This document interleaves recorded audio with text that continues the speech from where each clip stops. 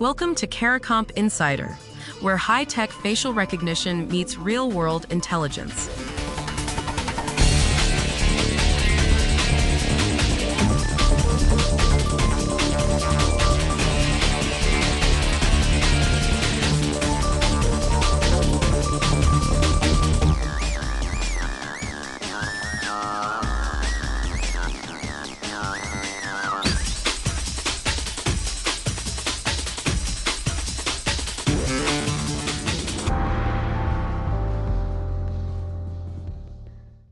Three out of 4 people now say they're more worried about their personal data than they were 5 years ago.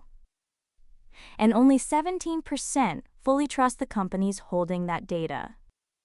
So every time a website asks you to upload your driver's license just to prove you're old enough to be there, you're handing your full identity to an organization you probably don't believe will protect it. That tension affects everyone.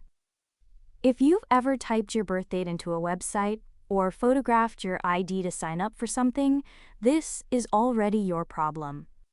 And if that makes you uneasy, that unease is rational. Every uploaded license lands in a database. Every database is a target. But there's a branch of cryptography that can answer the question, are you over 18, without ever learning your name, your birth date, or anything else about you. It's called a zero-knowledge proof. The technology already exists, it's just not widely deployed yet. So why not, and how does it actually work? Most age verification today is really identity verification wearing a disguise. A site asks your age, but to answer, you hand over a passport or a license, a document packed with your full name, your address, your date of birth, your photo. The site only needed one bit of information. Yes or no, are you above the threshold? Instead, it got everything. That's like a bouncer at a bar making a photocopy of your ID and filing it in a cabinet behind the door. He only needed to confirm you're 21. Now he's got your home address. And every other patron's address is in that same cabinet. That cabinet is what security researchers call a honeypot. A growing pool of sensitive data that attracts attackers precisely because it's so valuable. A zero-knowledge proof flips that model entirely. It lets you prove a statement is true without revealing any information beyond the fact that the statement is true. So how does the math pull that off? The system takes 2 inputs. One is a secret, called a witness, in this case, your actual birth date. The other is a public statement. This person is 18 or older. Both get fed into what's called an arithmetic circuit, basically a set of mathematical operations that outputs true only if the conditions hold. The circuit then generates a cryptographic proof. That proof confirms the circuit's output. Yes, the person meets the age threshold without ever exposing the witness. The verifier on the other end, the website or the app, receives a single binary signal. Yes or no. They literally cannot extract your birth date from that signal, even if they tried.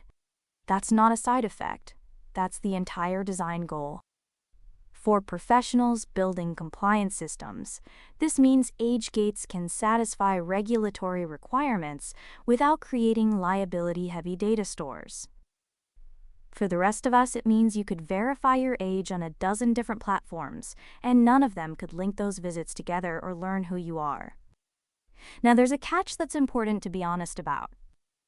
Not every system labeled zero knowledge actually delivers on the promise. According to researchers studying deployed protocols, some systems described as zero knowledge in their documentation fail to meet rigorous formal definitions. That means they might leak private information they weren't supposed to, or worse, they might be forgeable. Someone could fake a proof. The cryptography is theoretically sound. The implementation is where things get fragile. It's the difference between a lock that's unpickable on paper and the one actually bolted to your door. And there's a deeper paradox. Even a perfect zero-knowledge system has to trust someone at the very beginning of the chain. Somebody has to issue the cryptographic credential that says your birth date is real. A government, a bank, some trusted authority. That issuer becomes a target. Researchers call this the trust cascade problem. You've moved the sensitive data away from every website, which is a huge improvement. But you've concentrated it at the source.